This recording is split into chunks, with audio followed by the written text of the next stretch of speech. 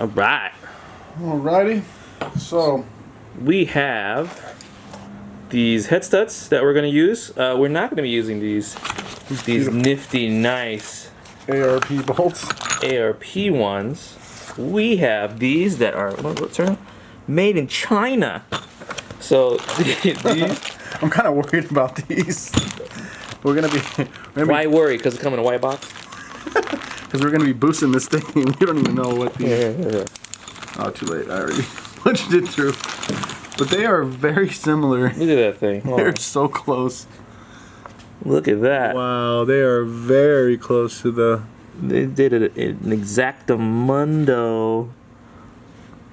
Do they have the Allen head on top? I mean the. Yeah, they do. To torque it? No. 12 point, but on top. On this? Yep. They just don't say ARP on them. Dude, that's so crazy. And like even the bolts. Yeah. The 10-point bolts, they look identical. I mean, of course. There's no way. It's just crazy to me that they look so close. I mean, they feel a little light, but I mean... It's all good. How does it feel? You know what? Let's put them on a scale. ARP. So, 3.7 ounces. Now, Chinese. What do you think, lighter or heavier? Lighter. Oh! What's the price difference on these things? The price difference? One is like $140, right? And I believe I paid like $30 for the made in China one. But I have to double check. So you're telling me that the lube is the only thing that costs? I guess so, but we're gonna cross our fingers. Hopefully this thing can withstand 500 horsepower. This is like myth-busting Chinese parts. Mythbuster engine build 101. Right? This is gonna be pretty epic. I'm excited to see what it does. This is gonna be the first motor that we're building as a team and tuning as a team. Yeah. Everything is all done by us, so if we break it, it's gonna look really bad on us. These guys don't know what they're doing. No, we're just testing. We're seeing what we can actually do. Now, if this works, all the viewers out there are probably going to go online and order all the Chinese parts. Yeah, I know, right? Damn, they owe me a big favor. Damn. I don't think anybody's done this before. I think everybody's always used like name brand parts and. Well, and a combination of like name brand and not name brand. But since this is like another budget 500 horsepower motor. In essence, I mean, dude, I'm gonna make a big vinyl sticker and put it on the thing with put made in China. All right, we are back, and I was finally waiting for the head gasket. We're using an OEM Honda head gasket. The only reason I went with Honda is it was actually cheaper than buying like another aftermarket one. I think it was like a Nippon one. This guy was selling it cheap. It was like $50. From the factory is like $100. I know people are like, hey, why don't you get like a made in China one? I thought we were gonna get a made in China one. No, well, we have an option to either go OEM or all China. Well, because what we're gonna do, like let's make sure like the block is made in China. No, like it's either we stick with OEM or China. So Chris here is lubricating these knockoff ARP head studs with real ARP lube. With real, come on now. That lube's probably made in China too. I don't know. Just kidding. All right. So head gasket's on. Now we are gonna put that beautiful piece of machinery down there. It's nice. It's time. It's time to reunite the cylinder head with the block. Yeah. Beautiful bean footage. Head and block mated. What's up, guys? Final stage of the China builds. We had a little small delay, but we got to get some stock cam gears and stuff like that to install into the China build. We're gonna go complete it. We have intake manifold install, camshafts install, fuel rail, just kind of get everything polished up. Also, our new merch is out. If you can show the back of the, look at that. Boom, boom, Woo, boom, fire. Fire sizes. I got some extra larges for you guys. You guys have been hounding me for some extra larges. But merch will be, trying to get a site up soon. But yeah, let's just go ahead and finish up the China build. We just have a protective bag right here. Intake manifold does not fit. The bottom ones do. Design flaw.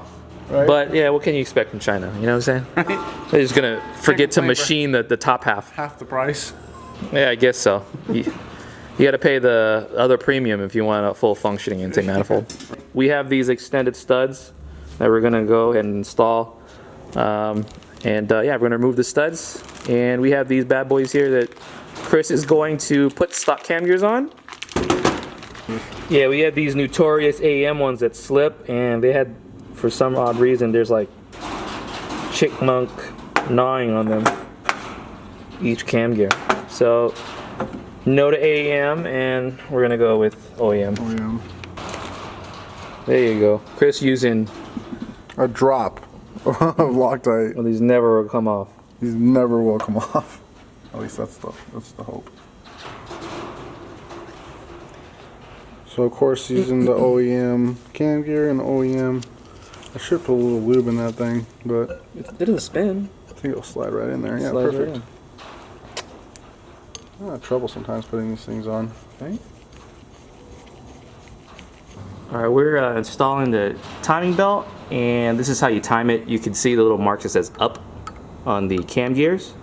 They point up. So what you want is there's going to be these two little indents on the cam gears. You want those to actually line up with the top of the head. You want them to be parallel with the head. So just the insight to how to make sure you line them up. And Chris is adjusting the cam gears so that we can get the time belt on right now. And no, they're not adjustable. I know.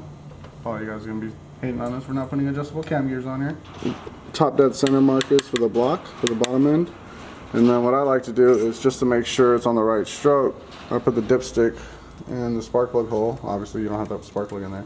And you actually touch the top of the piston. If I were to go next to it, see how it goes all the way down? So as I turn the engine to make sure that it's the right stroke to be top dead center, that's how I make sure that is in the right spot. Okay. Alrighty, so as you can see, I have the belt like halfway on the crank pulley, and I have them halfway on the top gears. It's probably the easiest way to do it, and then just slowly just scoot it in as you go to the top. If not, you're gonna sit there and struggle. And yeah, I mean the pick maneuver. The pick maneuver. Oh, you guys want to see the pick maneuver? So what I usually do is I'll go ahead and grab the pick and I'll stick it right up in here where the tensioner is. And this spring right here is actually what tensions this tensioner. But so with the RPMs that we're running, yeah, we like to do them a little tighter than normal. So what you usually do is you're gonna yank up, and then you tighten the tensioner. Yep. So I'll go ahead and do that. What I'll do is I'll go ahead and tug on it a little bit. And this way. Nope, that's left. Go ahead and tighten it. Okay. And then obviously you got your loose end on this side and your tight end on this side. I usually just grab this belt and I'll pull on it a little bit so that all the tension goes to the other side.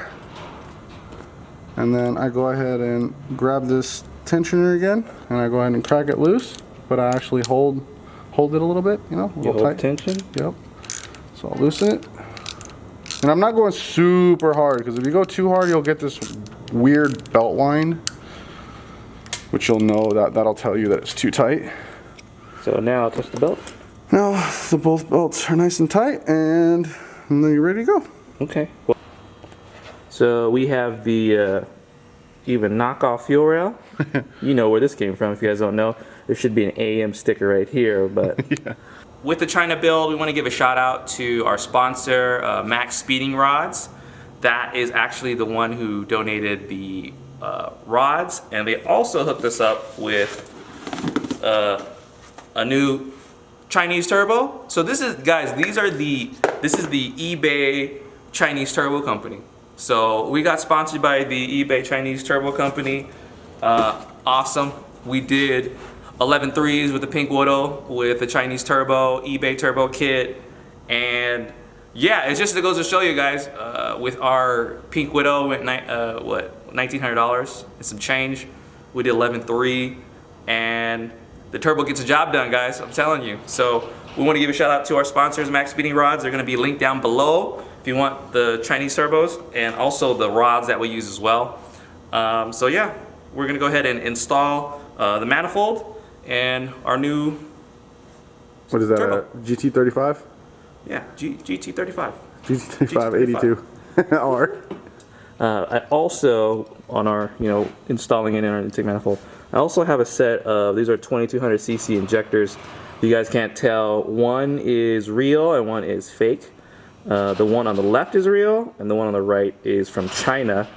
But we're gonna go ahead and put them on my injector flow machine and test them out. So we're gonna run this motor on E85, so we're gonna need like a lot of fuel. So we're gonna go ahead and test them out and see the difference of the flow pattern. So let's go check it out, Chris. Okay. All right, so we're testing the Chinese 2200 cc's versus the original Bosch 2200 cc injectors. So check this out. I'm not even going to turn them on. I'm just going to put fuel pressure. Okay, I'm going to turn the pump on. Let me see, fuel pressure went up. So fuel pressure is around 40, so it's leaking. It's doing a little better. It's doing a little better.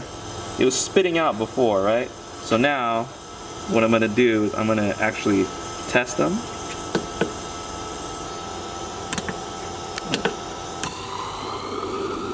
Test crap, that spray pattern's horrible.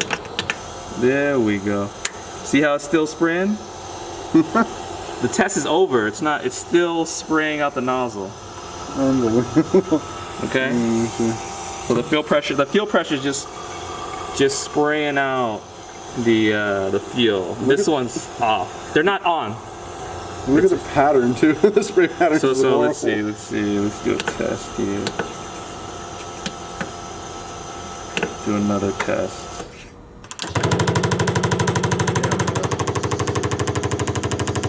Not bad with the fuel pressure, but I don't know if the camera will catch that because of the light in the background. Oh, there you go.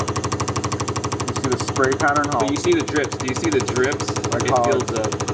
It's not as even. Like this is more of a mist than that. Like, Yeah, you see little droplets.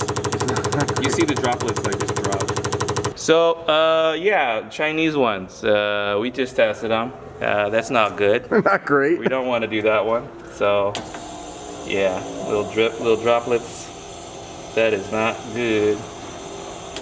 So, yeah, you wouldn't be able to know, right? You just throw them in your car, have horrible idle for some odd reasons. You're misfiring. Right.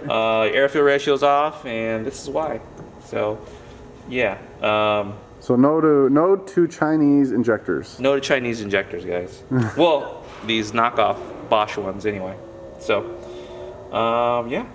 What is the difference in price on those between like the real Bosch and the knockoff Bosch?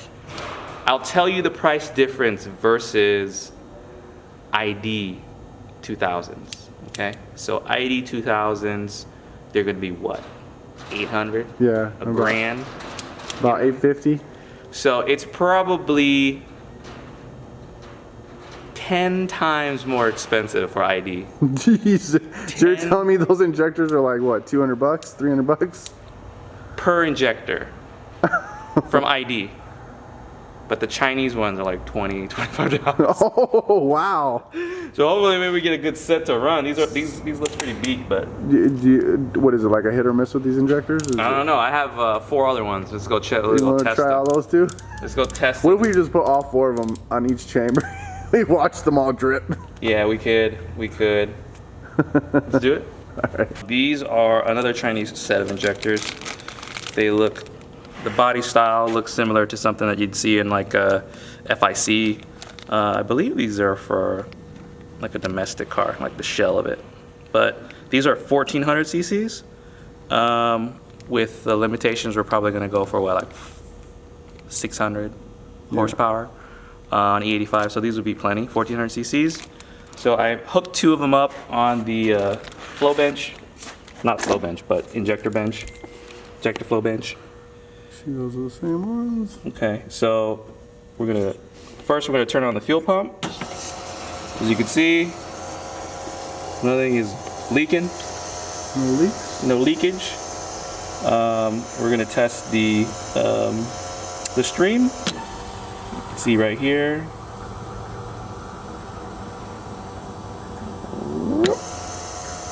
So the oil is draining, so that's why they're uneven. So they keep going out because they fill up pretty quickly. But if you look at the stream, it's even, it's uniform, and there's no dripping. So I guess we're gonna go with these. What do you think? I think they'll work. Yeah. As long as they don't drip, guys. Right. So that's the kind of the thing. Everyone talks about like spray pattern atomization. When you're maxing them out, they're just dumping fuel. Yeah. When you want like a good spray atomization, you're talking about like miles per gallon. You're talking about efficiency on cruising and stuff like that, and idle. But when you're just trying to step on it, you want them to just unleash and just spray as much fuel as possible. So that's kind of the notion. So as long as we don't have no leakage, then you know you don't want no unexpected fuel just dropping into your cylinder and making your air-fuel ratios all off. But we'll go ahead and go with these on the China build. So they're from China, so yay, and they work pretty good. So we're gonna go with these. Ooh, dramatic music. I'm gonna do slow-mo.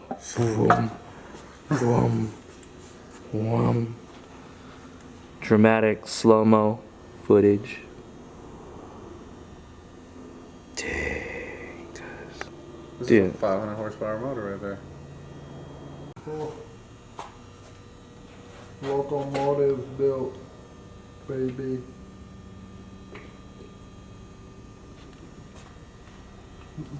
This thing's going 9's, ladies and gentlemen. Shout out to our sponsors, Max Speeding Rods. China build is complete. Can't wait to put it in the car. Soon, guys. Soon. From bare block, dirty block, all the way to brand spanking new. Brand new. Anyway, guys, brand new. please like and please subscribe. Until next video, don't forget that notification button. And to see this one hit 9's, going in the Pink Widow. Peace.